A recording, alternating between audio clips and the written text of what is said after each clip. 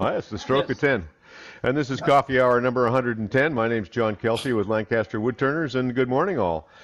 I'd like to invite any of you who are actually on a computer or not a phone to switch to gallery view if you're on speaker view, which I know a lot of you are, so that you can just see all the other kids who are on here playing this morning. We got 6 times 5, 34 right now, I think. 33? Yeah. 33, yeah. 33, yeah. This is a show and tell morning, and you know, as you know, we use raise hand, and I'm going to raise my hand so I stay near the top of the queue. And we skipped Mike Peace last week, and I think we skipped Duxbury and Bowman, so we're going to get to you guys, and we got Dave Delo as well as in queue. I know he's got some new stuff about his lathe. And I have a 7-minute video from the Lancaster picnic that I'd like to show you, if you'll put up with it. It's part of it's pulled out of a 26-minute video that I'll post on the site along with the video from today, but I just extracted 7 minutes to show you. Well, I debuted the mobile cart, and we had 3 cameras online from the 4, I don't know, maybe more. We had 4 guys online from this group, 5 at times, and 25 or maybe 30, I think, at the picnic, and me with my, basically, I took a handicapped person's transport chair and built a Zoom station on it, and it worked pretty good. So I'm going to go to that video now, and then we'll go to the regular roster. Is that okay with you guys? I'm going to bet it is. Give me 1 second here to get the share up right.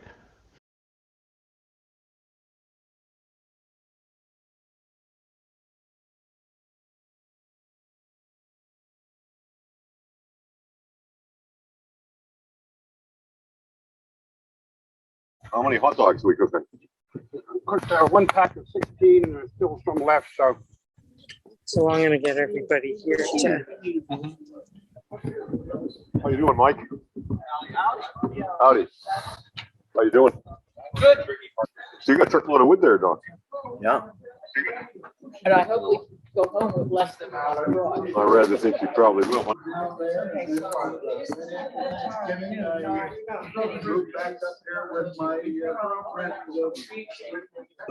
So, Matt, how many people do you think we have here today? I'd say we're close to 24, 2 dozen or so. 2 dozen or so? That's my guess. Hello. Welcome to our picnic. I'm so glad everyone could come. The weather held out for us. It's really great to have everybody here. It's our UFO challenge, where we're going to be throwing our UFO frisbee creations for distance. And there is a prize for the winner that gets the furthest. We're going to go, I think, best of 3 throws.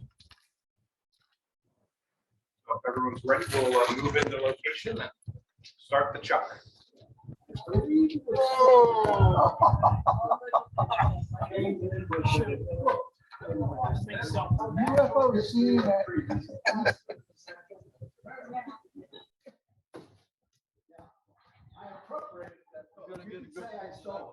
Yeah, you're standing there. Hey,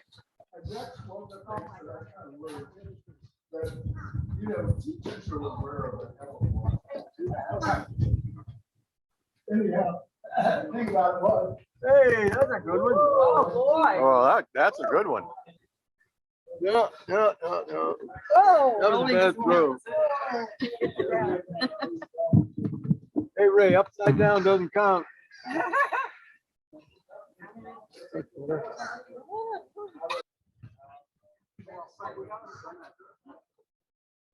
Duxbury. And who's the winner? The winner is Oh Barry. yeah. Barry? Barry Price with a 102 inches. Barry got his 102 feet. Mine went 101. So where's Barry? Larry, you're the only one with feet. Yeah. That's the winner. Is that a regulation one? Diameter and shape of what is called a driver on disc golf. Whoa. Huh. Same weight as the driver also, and about 9 1/4 inches. And you won, didn't you? It went the furthest. And Yeah, Barry made it big. So mass produce these. Yeah, right. Same thing every time. Are you gonna embellish the edge? But the lights, did any break in the throwing? Yeah, a couple, they fly off. This doesn't have a motor in it, does it? No. Yeah. I thought it was gonna be dark out. You gonna hold them up? That's one of Ray Simmons. It's pretty nice. Yeah. How come it didn't go far? I don't know. Well, you gotta throw the thing too. It's off center, I think. Yeah, maybe we need to have like a designated thrower. Yeah, a mechanical. Oh, I Yeah. didn't know. Barry could probably make one of those. You probably could. We could mount it on the cart. There's yours. There's Ben's. Nice job. That's pretty nice, Ben. Piece of walnut. Good piece of walnut. Yeah. How come that didn't go the farthest? You went pretty far. That was a thrower. Caught a little gust of wind there. Yeah, the one went up and came back. Like a boomerang. Yeah. Oh, no. Oh, they- Yeah. Well, I have the, in honor of the winner, since we were throwing things, it seemed like Chuck was in order.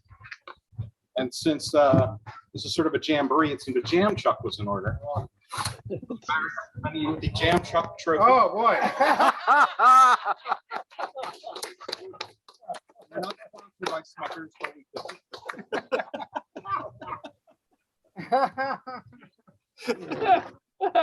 There's a recess there. You can use expansion or compression to use it as a jam chuck.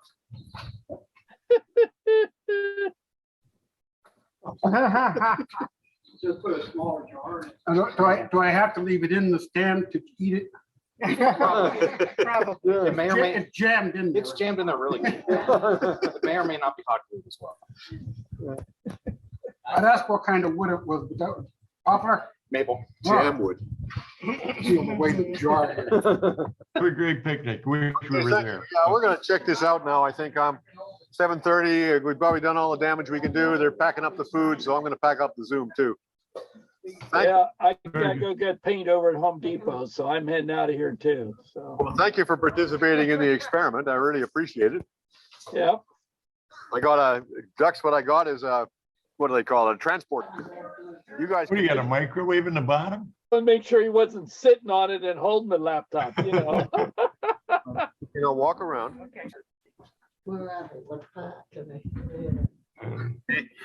All the junk goes down here.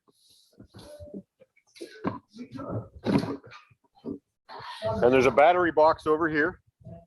This is batteries. Oh, wow. And there's a camcorder and a webcam and an iPad. And a speakerphone. Come on around this side, sweetie.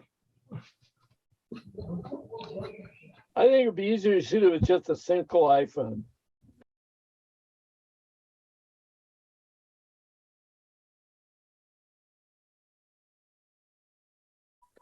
So that's my adventure with the Zoom card at the club picnic.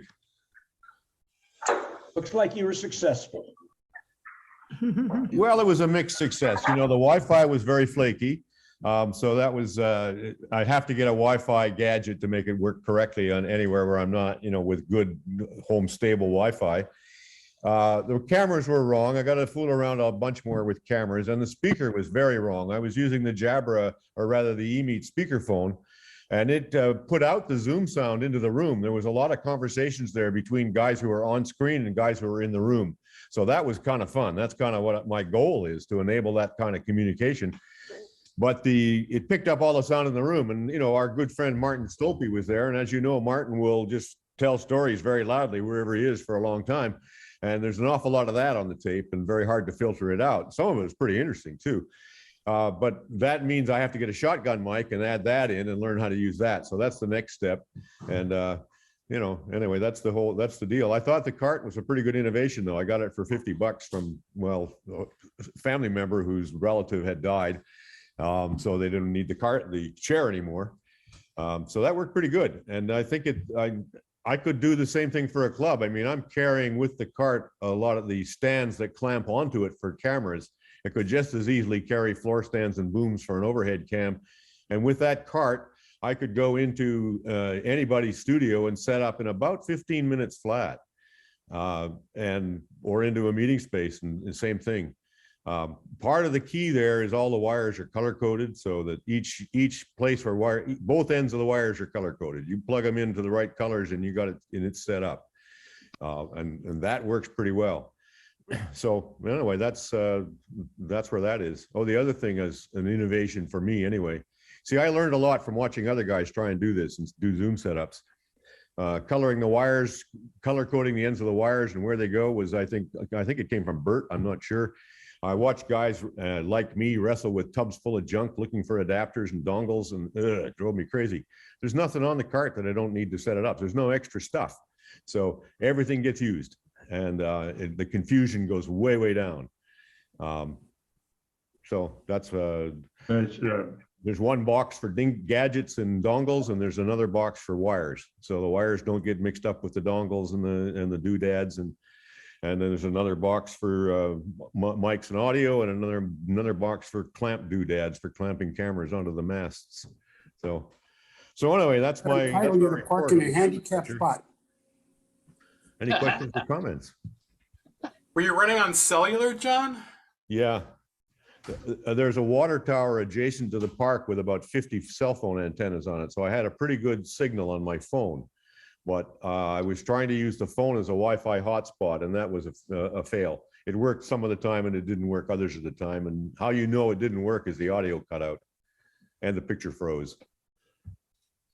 Yeah, I imagine it's bandwidth problems, but yeah, I don't know. I don't understand it all well enough to know what all of the problems are, but I'm going to next for the Mid-Atlantic get one of those hotspot devices and learn how to use that.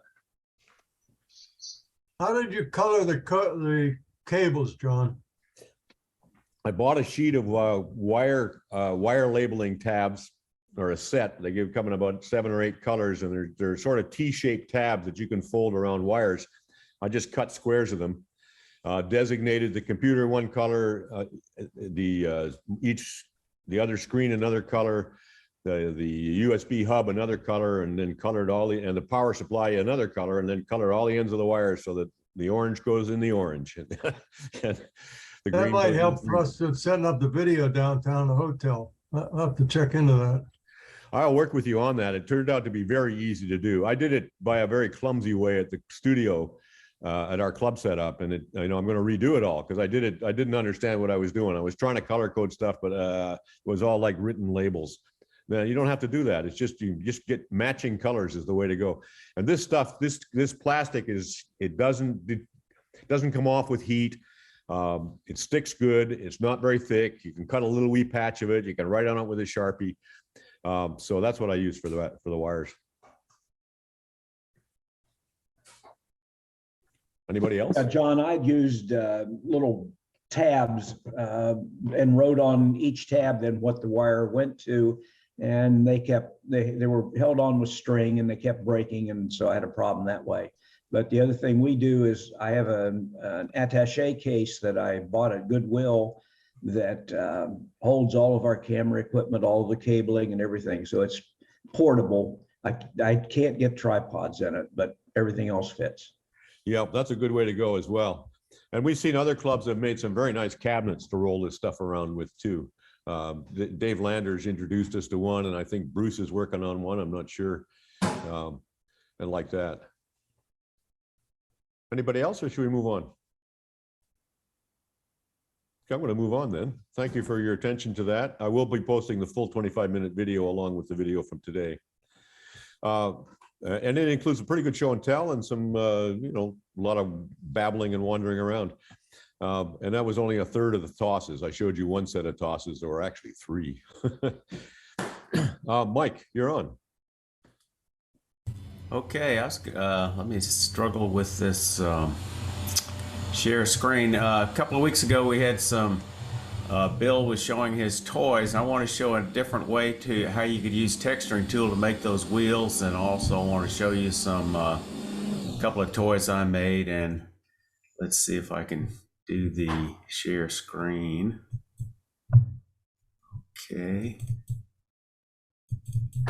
Okay, can y'all see that? Love them. Yep. Those are great. Yeah, those are turned birds. one of my viewers, there was somebody did a larger bird similar to this with 2 pieces, and then someone scaled it down and pointed that out to me that this is a great way to make birds. The ones with the wings, they're just a simple strip of light wood like maple with some walnut scraps on it. These were, you know, very small. The key to these things is you got to drill the hole, and you use a really soft craft wire to go through the body into a stopped hole in the head. And then you trim those at the appropriate, and then now let me see if I can get back to another picture. Here we go. There's one. Can you see that one? Yep.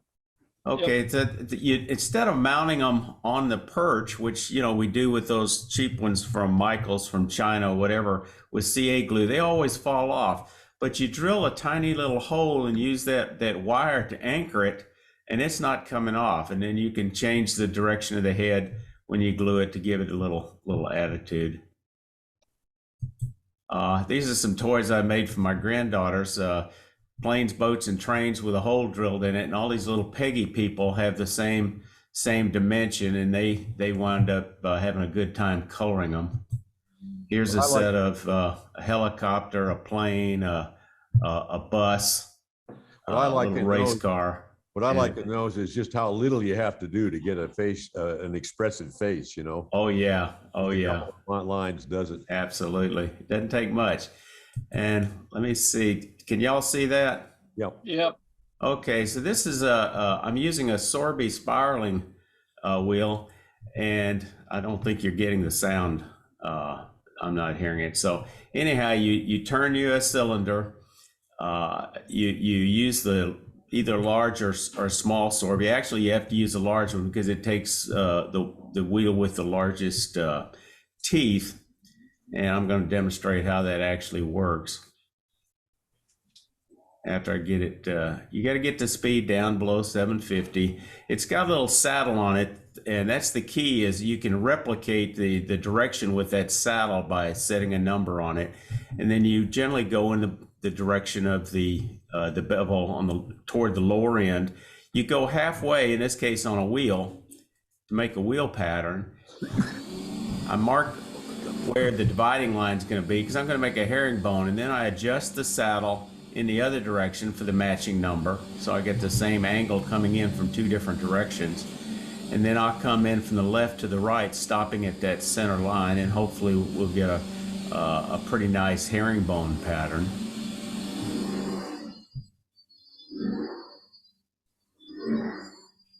And it doesn't take long at all. Now let's see what it looks like. Yeah, so you can see we got a herringbone pattern, and then all you got to do is shape the outside of the wheel. You can actually continue these over. So I'm just rounding over the edge of the wheel.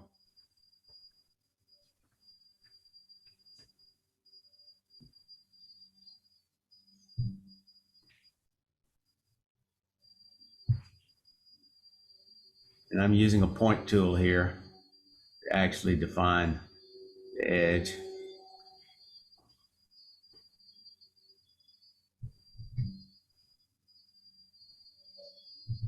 And there you can see that the light angle is not real good on that texturing on the left, but anyhow, you can see how you can get you a pattern and do a herringbone. And then all you got to do is do a series of those things.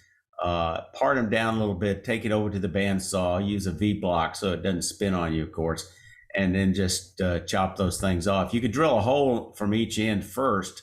There's a close-up of what that texture looks like.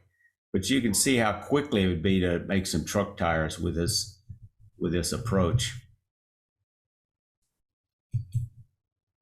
Very good. You make it look easy.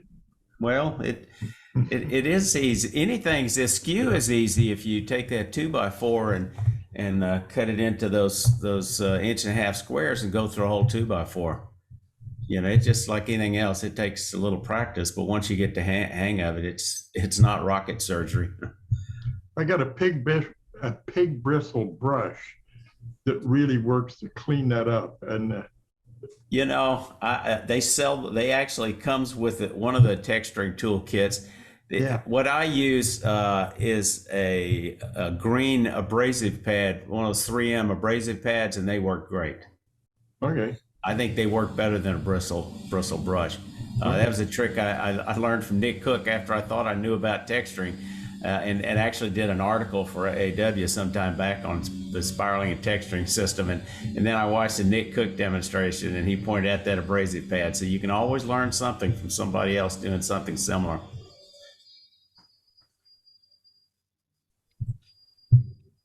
Any questions? Mike, have you tried doing it on cross grain, like in a bowl orientation around the rim? Oh yeah. I've got a whole playlist on texturing videos because it's one of my popular demonstrations. I do all 4 systems: the Sorby spiraling texturing system, the Wagner knurling tool, the Dremel burr tool, and a chatter tool. All of them work on side grain except for the chatter tool. And does it produce like uniform depth when you're going end grain versus cross grain? It depends on the wood. If you get a soft wood and you're using too fine a wheel, that you can get some fuzziness where it transitions into that end grain. But usually it's not enough of a problem to be real concerned about it. What kind of surface speed do you use?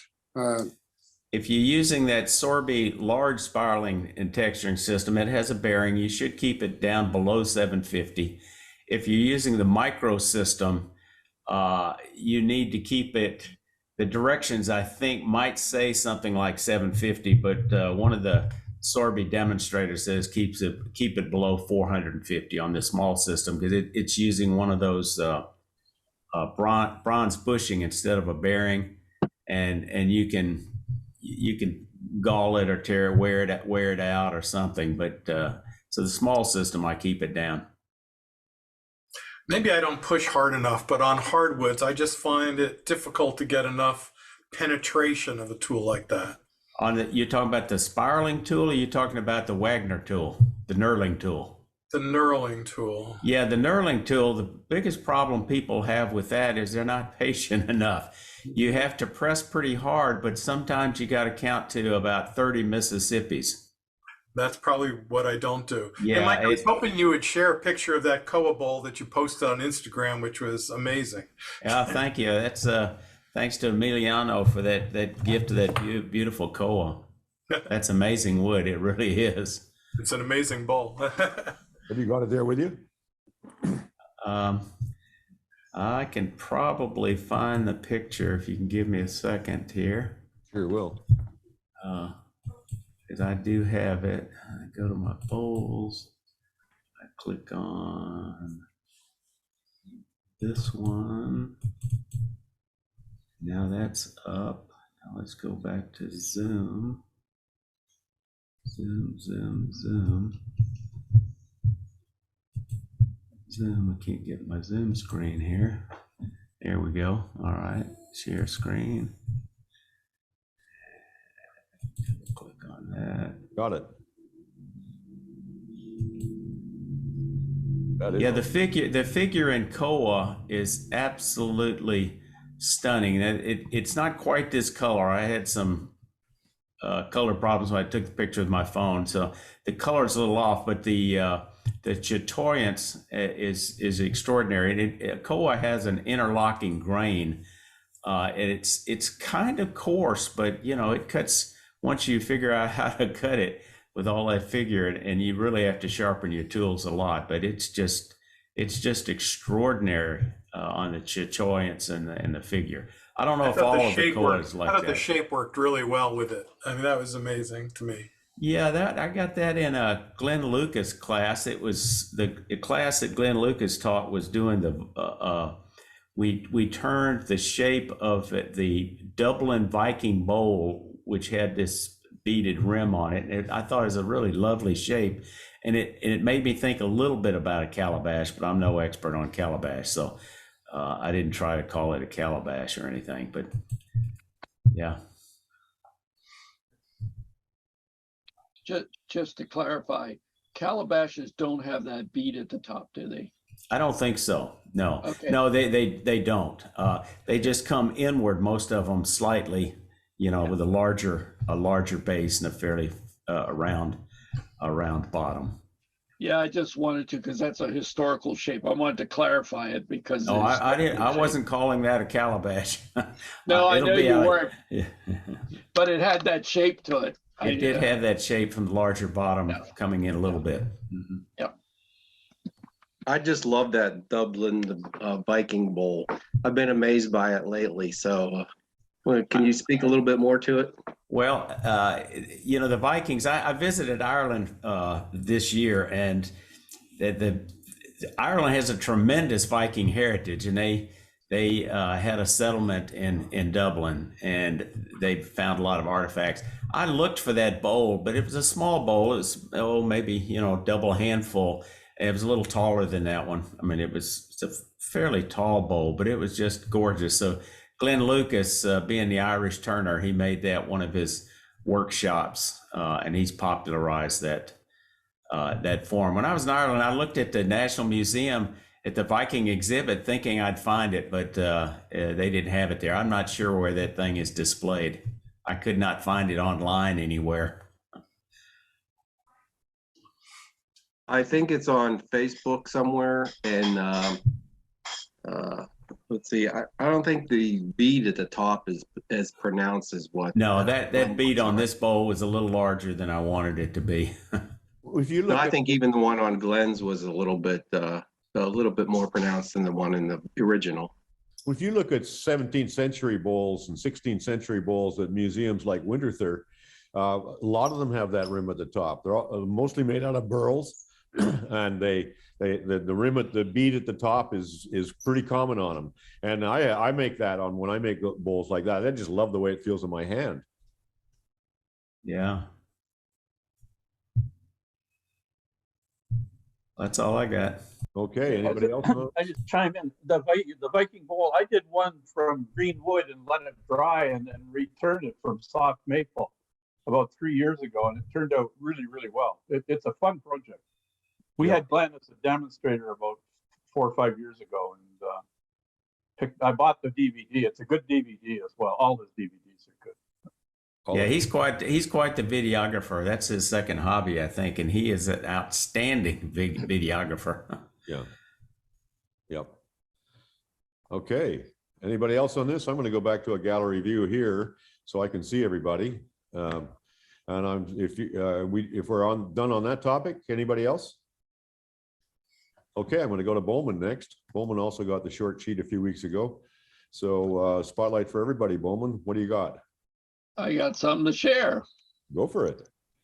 My last batch of bowls were, is that full screen, by the way? I think it is. No, we see a margin over here at the right of your menus, and we see your screen header. You can probably get rid of that. Function F, there we go. There you go. Function F is the Apple shortcut. I forgot it. So I finished a bunch of wood and epoxy bowls my last run in the lab, in the shop.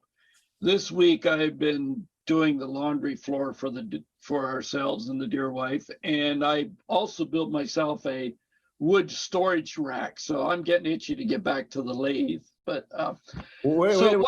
Where's the picture of the storage rack? I want to see that. I forgot to get one. I'll dig one up, and then maybe later. Okay. I gotta find the carrot here. Let me get junk out of the way. Okay. So this is what it looks like inside. Osage orange, walnut, and I think I had some cherry in it, or cherry burl chips. The bottom has an oak bottom in it, and we won't say why. Well, I will. Osage orange is a very tough wood, but I find it breaks across the grain very easy. I had an Osage orange bottom on it. It literally broke off of, it was in a chuck. It literally broke off on a minor catch or something. So I had to drill it and replace it. So this one I started with oak in the bottom. That was not a mistake because I just wanted a different oak, spalted oak. This one has cherry burls in it. I poured it with a clear epoxy. It muddies up a little when you look through it because it's not crystal clear. Cherry burl all the way around. And the reason I have 3 like this leaves me kind of show you a round robin without round robbing it. So that's. Is that one pot or 3 pots and 3 views of 1 pot? What'd you say? Is that 1 turning or 3 turnings?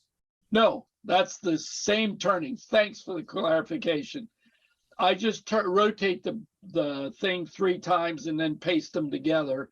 Got it. Give you guys, if you look at it, you can see the pattern like this one, and this one. They follow around. The intent is to give you a look around the bowl without having to put it on a turntable and make it turn. That's a nice technique. I just wanted to clarify it for everybody. Yeah. 3 different. No, it works great. And as long as you got white background that matches, nobody will ever see where you dissolved from one to the other. It's just a close. Well, on the other hand, on the white background like that with almost no shadow, we have a very hard time getting scale or 3-dimensionality out of it. Yeah, 7.5 inches high. I think it's about 5 wide. I forgot to make note of that. You're right. But I'm going to make my pitch again. I use Photoshop so I can use color balancing right in the raw file. And I click right in the white. You see where my mouse is on each picture to make the color balance match. So this is as true as you can get it photographically to what the bowl looks like. I know one of you said, I believe one of you said the color wasn't quite right. Well, I could tell that because the white wasn't white that was on. Just a hint. If you get the white right, the blacks don't matter as much, but you can black balance black. But white is, you got to get the whites right. So here's another one. Let me go to this. You can tell I shot this with my iPhone instead of my big Canon, and this one was before I used to do the 3. Here's how it starts, and you guys all probably know. Well, first, epoxy is very expensive. So I put junk wood. I turn a junk piece of wood in the middle, which I know I'm going to take out. That way I don't pour that expensive epoxy for that. Plus, here's another trick I've learned. I drill with increasingly larger Forstner bits if I'm having a big neck. But if I'm not having a big neck, then you can't, because you have to tuck in around. But the Forstner bit will cut through without chattering the piece all the dickens out. I like the hollow form, but I'm still learning and I still have a lot of chattering and carrying on. So I'm trying to find out a way. Here's a different one. This one was actually, if you look carefully right here, there's a little bit of that junk wood that was in the middle of that one. So it's all part of learning. Again, Osage orange, cherry, and walnut. We saw that one before. So I will stop this for now, and I'm sure I can find a shot of the wood rack. Well, let's see if we got any questions for you. I got back to a gallery view. Any questions for Jim? Jim, I'm impressed. I think you found your niche. Yeah, I'm learning a couple things. Epoxy, I use carbide tools because it tends to cut epoxy better than your steel tools. And to get it down to shape, I use a straight cutter. I mean, a round one, but not a negative rake. And that really shatters all kinds of shards all over the shop. I mean, literally, you have glass shards all over the place where you're turning. Then I go, and also you risk ripping chunks out. So you don't want to get too close to your finished shape, because that force will rip a shard right off. Then I go to a negative rake scraper.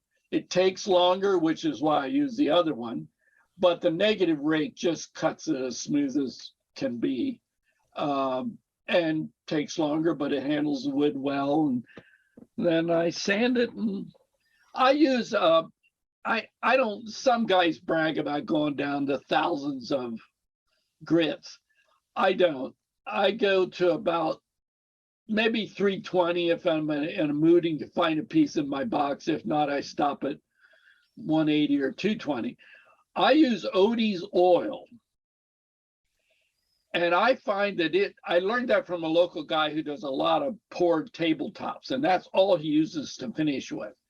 And I learned that that stuff really fills in your epoxy. Fills in as a relative term. It really finishes the epoxy off nice.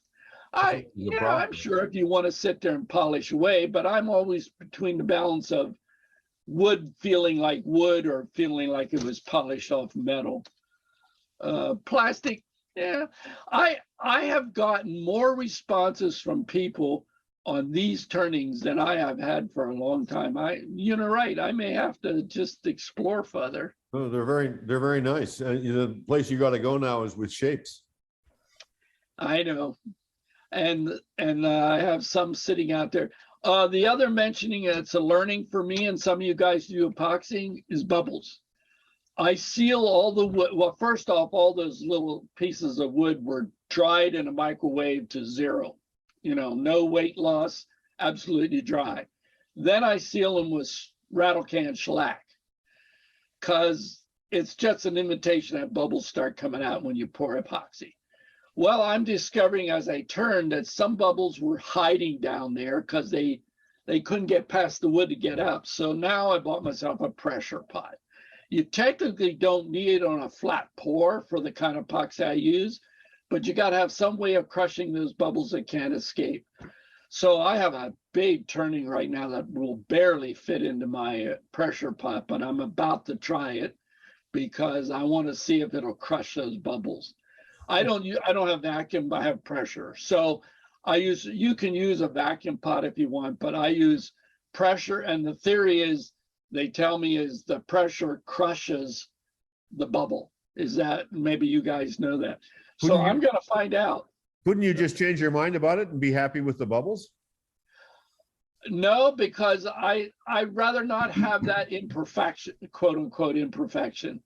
You tolerate every other imperfection in the wood. You're all set there. Oh, we're dealing with man-made product here. It's got to look good. I can't blame it on the wood. With very slow cure epoxies, I haven't had that problem that bubbles stay. They seem to find their way out. And I don't seal the wood because I kind of like the epoxy impregnating into the wood, which makes for some nice transitions.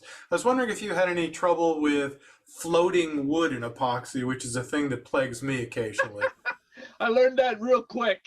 It floats. Wood is floating on epoxy. So there's two techniques I use. One is the bottom piece I epoxy fast to the bottom of the mold. My molds are just any kind of plastic container I can find in the house or the wife doesn't want, or I bought at Home Depot. But if it's one that I know I'm just going to rip off with a chisel, I'll glue it down. Particularly, I have a bunch of stuff that I did for stoppers and stuff. I glue them down with a little drop of epoxy. The only problem is you want to make sure to turn that away because it'll leave a little bubble in the bottom. I never had trouble with bubble on flat pours. Now that I'm doing pours around wood, but Bruce, you probably have done that and you have better luck. I use a long cure epoxy. Most of that stuff before I even put a chisel on was a week plus. I just wait till it's really done because yeah, it'll be done in 3 days probably. But I figure let it wait. I don't know.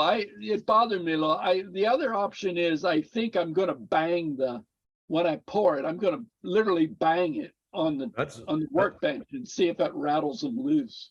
That's what you do when you're casting plaster. and a lot of some clays and stuff is bang it, and the bubbles, jiggle the bubbles up. How about setting your mold on the scroll saw and let it bounce a little bit? Huh? Vibrator. Yeah. Like the guys use. No, you use an orbital sander. Put an orbital sander at the bottom. Oh, Yeah. Ken, that's a good idea. I've been Good thinking idea. about what I could use it to vibrate it. Well, Because I or think, auto that body was- polisher would do a pretty good job. yeah, I have one of those. I Yeah. have one of those I use for the boat. So, by the way, just one last thing. I tended to get a little lax because our epoxies today are a lot safer. But I met with a boat guy this week because I'm thinking about building a little sailing dinghy. He said, Jim, be very careful with your epoxy. I started getting lazy. He built boats for all his life. He said, now I have an absolute allergy reaction to it. I can't even walk in a room where there's epoxy going on. Yeah. I said, well, that's a good warning because I've been getting a little lax. I haven't put the gloves on and that kind of stuff.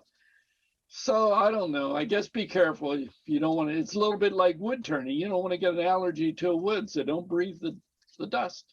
So. Yep. And on that note, I'm going to go on to Bruce, unless there's somebody dying to say something else on this topic. Jim? Yeah. One of the things about using carbide tools on epoxy is approach the piece below center. And I thought you were going to say at a 45 will be a little, instead of straight in, tilt it like you're doing a shaving or whatever. Does that work too? Is that what? Yeah, you got it. It's a little tricky. You don't want to get a catch below center, but yeah. But you're right. I started doing it at an angle because I thought I got less of that chip out, but still shards all over the place. So. Yeah, you shouldn't be getting shards. If you're look at Ed Brown on YouTube and watch how he does. Now, he does it with a skew, but you want to be cutting and not scraping. And that's what I was doing wrong. I bought Carbide Cutters right after I started getting serious, and I have a hard time breaking my habit. So there are some carbide cutters that are structured for resin. I think I have a couple tools from a company called Simple Wood Tools, and they have a few carbide cutters that are supposedly for resin. I find they cut resin pretty well. So I don't know if it's the angle of the tool or the sharpness, but you might give that a try. But I have other tools that I've used. When I tried the Easy Wood tools, I have flying chips across the whole shop that it's amazing. For months I'm picking the big things up. What that does. So I assume you've seen the same thing. But these other tools I find actually do cut. I tried Carter's, the curved up ones. Oh, that was a disaster. So I stayed away from that with epoxy. So I got the spotlight on you, Bruce, so you're on. All right, I got something that for me is different today. And I guess, except for Donald, perhaps, anyone know what this is? Looks like you would. It is yew wood, which to me is kind of unusual, but well, actually I have a few yew trees in my front yard, so I guess it shouldn't feel that unusual to this area. But having something big enough to turn is more unusual. We had a fellow brought a whole pickup truck full of yew to the picnic the other night. I wonder if, well, this was a call for free wood, and I got two pieces. I have the straight piece that was right above this, and then I had this, I call it a crotch. I don't know what to call it. There's the branch coming off this way, branch this way, and there were some other branches, and I thought maybe I could make something out of it and take advantage of it being a crotch. Let's see, what did I do here? So I put it on the lathe and kind of looked at where the thin spot was here and decided to actually flip it around and on the lathe and make a hollow form with a thinner bottom down this way. And you can see the grain starting to develop pretty well. Because of the wood running every which way, there was some sapwood left as well. But I was able to get this kind of shape out of it that I was pretty pleased with. And then hollowed it out and let it sit for about a month or so. And I had coated the outside, but it was amazing to me at the end, it really didn't move that much. But the grain was just unusual to me. So it sat like this for quite some time, and you can see the sapwood still here, which I did turn some of it away in the end. And I think the bottom is down about here. And it's about 7 or 8 inches tall at this point. And that became that. Lovely piece. And here you can see the feather. I pretty much got a feather out of it fairly well on this side of it that I was really aiming for. And I left their sapwood here, and there's actually a big chunk of sapwood that even with picture of the back, I didn't really get a good picture of. I guess it's over here now, but this is the other side of it. I thought this was an amazing little piece of yew, and I'm really excited that I have the second piece of it on the lathe right now. Well, if you want to get in touch with Don Brubaker in the club, he's got lots more. He took half a truckload back home with him. Oh, wow. It's a great wood to turn. Obviously, there's some tox issues you have to be careful of as to what you want to make with it. And otherwise, I think it's a great turning wood with just fantastic grain. I'm going to connect. I'll send you the info to connect with Brubaker. Yeah, that's a great idea. That's an evergreen, right? Yeah. Yes. Hedges around here. Yeah. I have some on the side of my house. I think the landscaper told us they're at least 75 years old, and I don't think it's as big as that thing was around, so it kind of surprises me. Were the finials in ebony or were they colored? Ebony. They were ebony.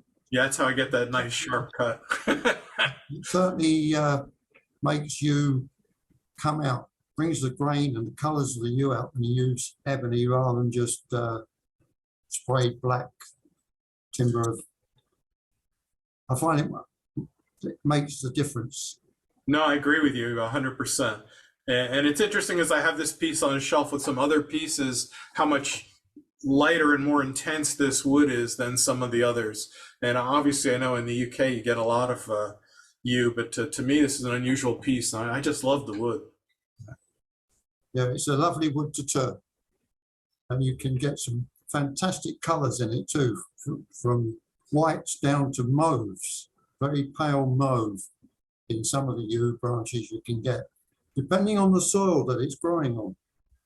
Yeah, I can't believe that you guys couldn't give it away, John. I think it would get,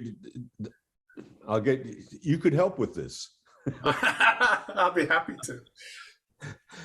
I volunteered too, but I have a rule now that I have a shed, a rack. If I fill it, then one piece got to go out when a new one comes in. So, but I'd like to Let's see how long you hold to that rule.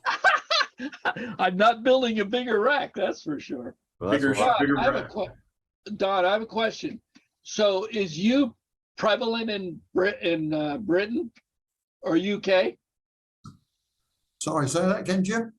Is yew prevalent there in the UK? Yeah, yeah. Lots of it. In most churchyards. Yeah. You won't find it in any farms, but most churchyards have yew trees. Okay. They could be 1,000 years old and be fairly, that would be the new one. Yeah. Did we bring it over from over there? I wonder where it came from originally. Well, here in the US. I think it's been here for a million odd years, because the only thing with it, they don't have it on farms over here because the leaves are toxic and poisonous. So they don't have it on the farm because of the cattle. Yeah. And the sheep. Yeah. Yeah. So hence why it's always in the graveyards. Whether it's got any significance, I don't know, because of the poison. I think there are classic cases where someone made a vase or a container and tried to drink wine that was stored in it and died. So I think that's the most classic case of poisoning from the yew. But I didn't realize it was a farm animal issue as well. Yeah, yeah. Huh. So it's only safe in a cemetery because people are dead already? Well, my neighbor's sheep better not come wandering around my house then. They already wander all around the meadow down below my yard. but they don't come around to the side of the house where the yew trees are yet. Yeah, we do have a hedge of them, and the deer wander right in and out, but maybe they're smart enough to know not to eat it. Yeah. While we're talking about toxic, somebody the other day was telling me, walnut has juglone in it, which keeps other plants from growing around.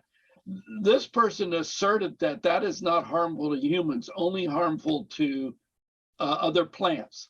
I beg to disagree because I turned it wet. It really burned me. I mean, it was an acid that left welts all over my arm. You can have an allergy to that stuff very easly as well. I'm allergic to it. Yeah, I got to wear Some people do have issues with walnut. That's not one that bothers me. Rosewood's my problem, but walnut is a known sensitizer. And horses have adverse reactions to it too. Anytime people want shavings for their equine places, they're absolutely adamant that there's no hint of walnut shavings in it at all, because apparently horses really react badly to it. Yeah, it's not good to put on your flower beds either, I don't think. I keep the walnut shavings off the tomatoes. I mean, I separate the walnut shavings from the main shavings pile, mulch pile. They're good for a path because they clean the weeds away for you. So. Yeah, a little bit. Yeah, they'll do that. Okay, I'm going to move along to Dave Delo. Dave's got some talk about his new lathe, I think. John, I see Barry has his hand up. I might not have enough time unless you want to go over 11 o'clock. So if you want to save me till next week, that would be fine. All right, let's go to Barry and see what he's got. What do you got, Barry? All I have is a question. Last night we had our first corn on the cob of the season, a local corn, and we couldn't find our corn cob holders, little plastic things with the points on them.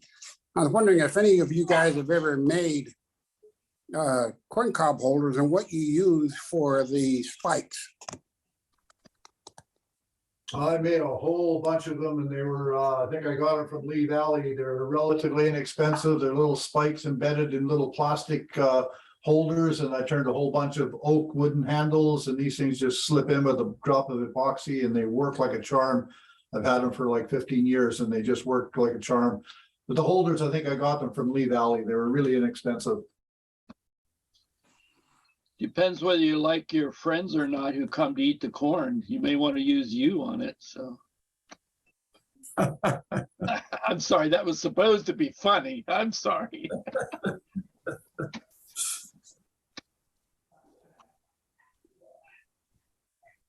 I was thinking of buying some embroidery needles, which are stainless steel and about 2.5 inches long. And I did try just grinding a stainless steel nail, but it's not a very attractive. I don't want to go through the effort of polishing it and stuff. And the embroidery needles seem to be a good alternative. Let me ask you about your Frisbee. Did you make a bunch of those or only one? I made 3. The first one was, it was beautiful, but unfortunately it met a tree.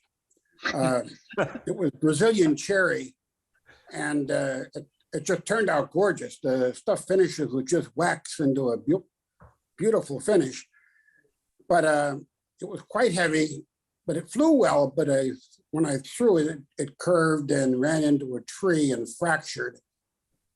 And another one exploded on the lathe at around 1200 RPM. And so I made this poplar one that I put in the contest. And I was surprised that within a given piece of poplar, it could be so out of balance. I turned from a kiln dried slab of 1.5 inch thick poplar, and it was so out of balance, it made like an orbit as it went. And I had to put about 1/2 ounce of modeling clay on the underside of the rim. I balanced it on the point of a nail and added modeling clay balls until it would be level, and then stuck those on the inside. And it flew truer, but under protest of one of the throwers that I had rigged the thing. Just for giggles, I went ahead and ripped the clay out of it and threw it, and it actually went farther than my record distance by about 8 feet. Barry, I put a link in the chat. I looked on Amazon, and they look like they've got lots and lots of various stainless steel small rods. You might check that out.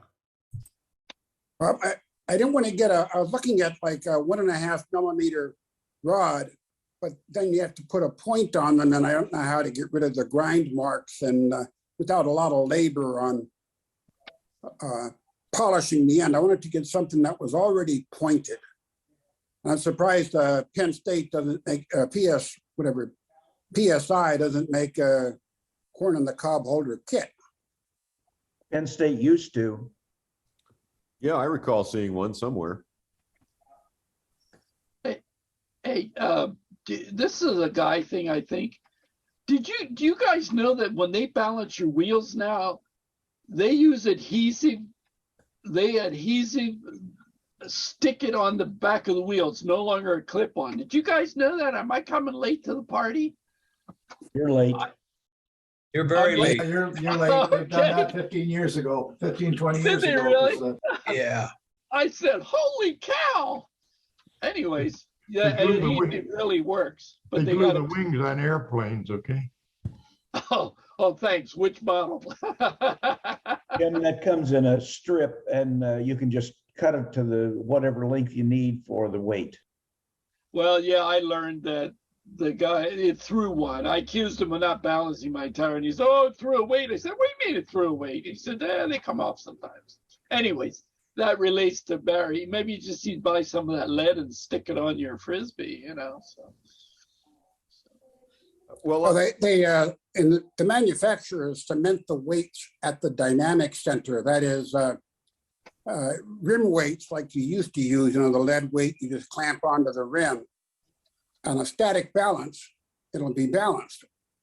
But at like 60 miles an hour, every object on that rim, including the weights, is trying to seek its greatest radius, and so it'll tend to warp the rim slightly or cause an imbalance.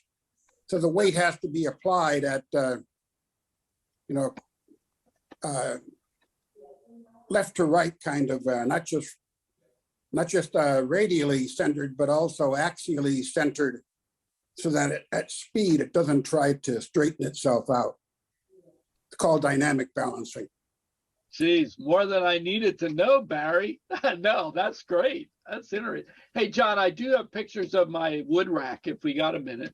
Yeah, we got a minute. Put them up. I was just going to ask if anybody else has made Frisbees and anybody else knew anything about that.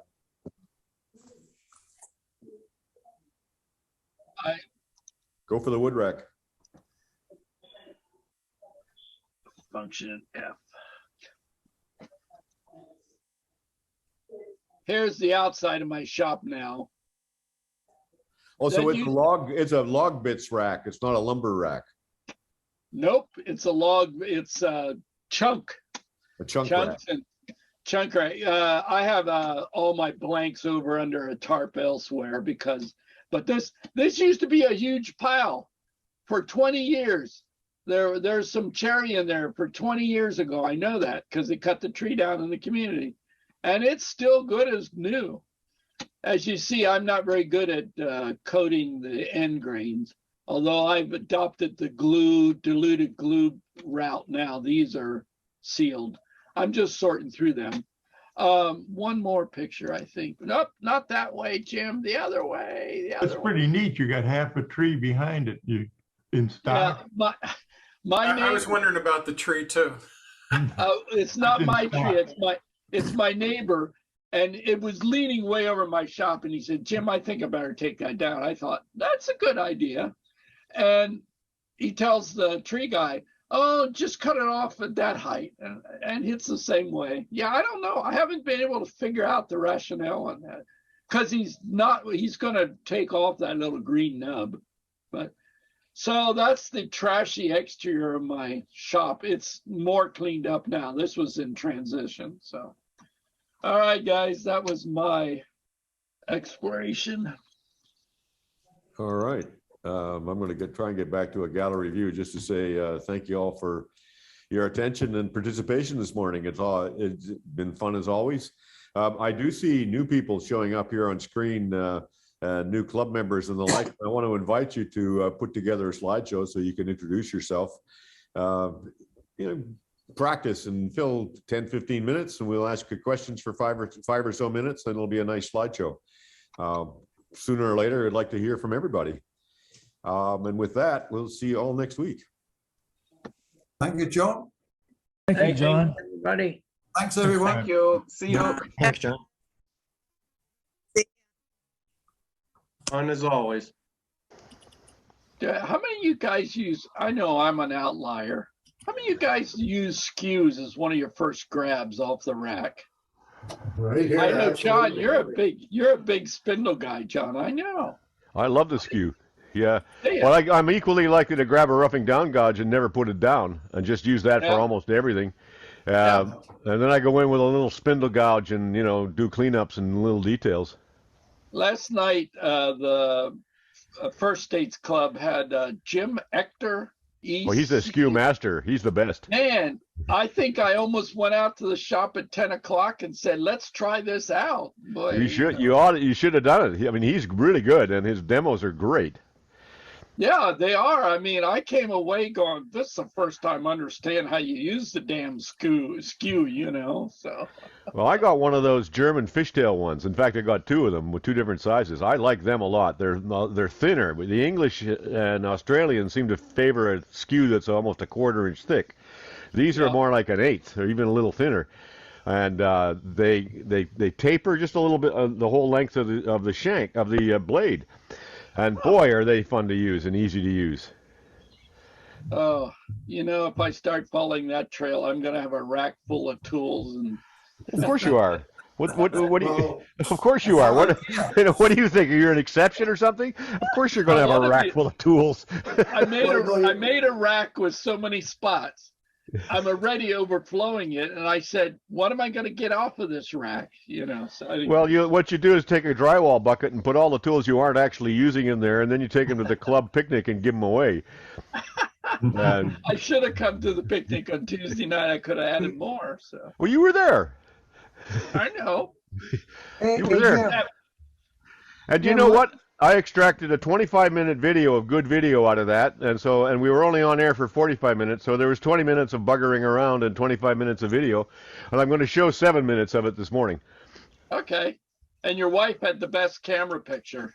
Yeah, and I don't have much. She's not much on my recording because I couldn't get the little narrow picture doesn't work for the recording, so I got to get her to figure out turning her phone sideways. I'll tackle that sometime at the beach when we have time. Good luck. We'll get there. We'll get there. Jim, let me share my screen. This is, did I close it? I think I did. There it is. This is how you sharpen a skew.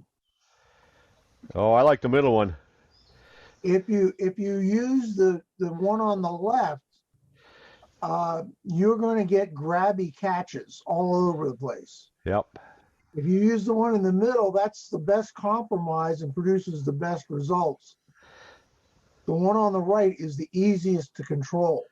He's exactly right, and that's why you want to get a CBN wheel with a flat side on it, with the 1-inch land on the side. It's perfect for doing the middle one. Absolutely. You guys, you know what Jim said last night? He likes the one on the left because he hones. He said, I only grind my chisels about once every month or two, if I understood him right, but I hone it the rest of the time, and there's less metal to remove on that. Well, that's right. But he's good enough so it's not going to catch on him. You're not. And you won't be for a while. I also have 2 sets of skews. My final skew is a carbon steel skew. And you can't sharpen them on a CBN wheel, but it's much sharper. Doesn't last long, but I'll tell you, that last cut it's well worth it. It's a $6 tool, okay? And one of the things you'll find too, Jim, when you're using a skew, I use the one on the left because I've got a CBN wheel and I grind on the concave, but I also do like your other friend suggested is I hone. And what the honing does, it gives you a very, very small bevel to ride at the cutting edge. But in addition, you're actually honing the heel. So the heel portion is kind of real smooth. And that real smooth allows you to ride that back heel without burnishing the wood. And then you slowly bring your edge in. And I always hold the handle of my skew into my body. I know lots of people have their elbows locked in and they work with a skew, but I actually put the heel of the skew right in my belly if I'm doing, I got a 1/4 inch skew that's only this long. And I huddle right over and I put the handle of it right in my belly. And all I do is use my hand to twist, just to twist it. And then I just move my body along. Yeah. And I'll show you what I just built here. The other thing you got to do is get the sharp corners off the blade of the skew, the long edges. Yeah. If they're sharp, they're going to dig in your tool rest. You want to make those nice and smooth. Jim rounds the bottom edge. Yeah, I do too. Yeah. Do you? Okay. Can you see what I got on the screen there? A crib. Yeah, so that's got 26 spindles and 2, 4, 6, 8 rods, and they were all done with a skew. So I used a skew and a drill press. I drilled the holes with a drill press, and everything else was done with the skew. And that took me the whole thing, start to finish. Getting the wood and prepping it took me 8 hours. But everything was done with the skew, and it is just amazing how quickly and how smooth. And when I was finished with the skew, it was probably 220 grit would hurt the finish. Yeah, you just give them a little dusting in case there's any fibers left on there. Yeah, absolutely. But that's all done with a skew. I could never do this with anything but a skew. But what I see beginners do in that exact situation is pressing hard with the blade of the skew or the bevel onto the wood, burnishing the wood. That's too tight. You got to lighten up a little bit and just almost do that, but not quite. And then you kind of cut the wood. What they got to do is sharpen their skew, because with a skew, if you have to put any pressure at all, it's dull. Yep. It's scary sharp. Push the pressure on the tool rest, not on the tool. Yeah. On the wood, he said, and let it glide. He used the term glide. He's exactly right. Sense. Yeah. He's exactly right. And then when you get it figured out, you can get in there and you can just manipulate it. You can do a vertical. You can come in from any direction. Yeah. He said if I did 12 he had an exercise on a little 1 by 1.5 by 1.5, 12 inch. He said if you do the exercise and give you 12 times, you'll be good at it. I thought, and he's exactly right, because it's muscle memory, and once you get it, it's like riding a bike. You don't lose it. You might get rusty, but your muscle memory just automatically goes, and you get 1 or 2 catches, and your brain already knows what you did wrong, and you just fix it after that, and it works great. I still get catches once in a while, but I don't worry about them anymore. The sizing, how you get them all the same is what drives me nuts. It's the same. You muscle memory. It'll come. Muscle memory. Yeah. Do the first one, and then once you do the first one, your muscle memory will get into there, and by the second one, it might take you another.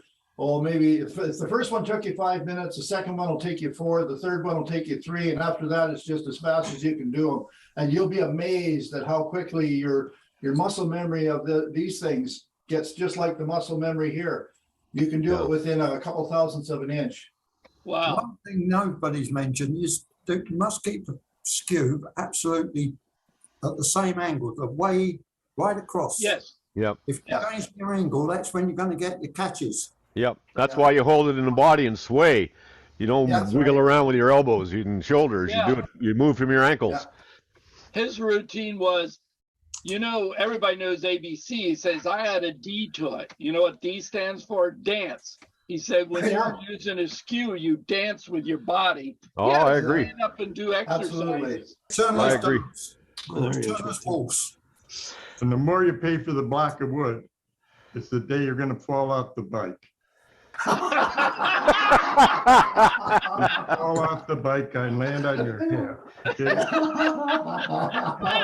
Oh, Jim, you're so encouraging. It's like, wow. The other pet peeve of him, and I have 1 or 2 of them, the oval skews. He said that's just an attempt to sell more metal. He was really negative about it. They are really, really, really good for opening paint cans.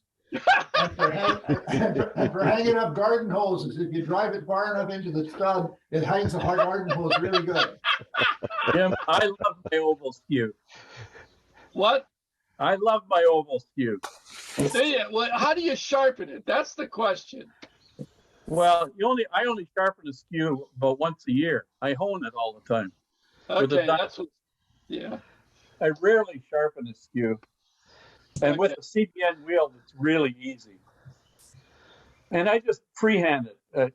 The jig that one way have, you don't need a jig, basically. Learn to freehand that part. I use the jig for bowl gouges and use the Wolverine platform and my shaky hand resting on the platform.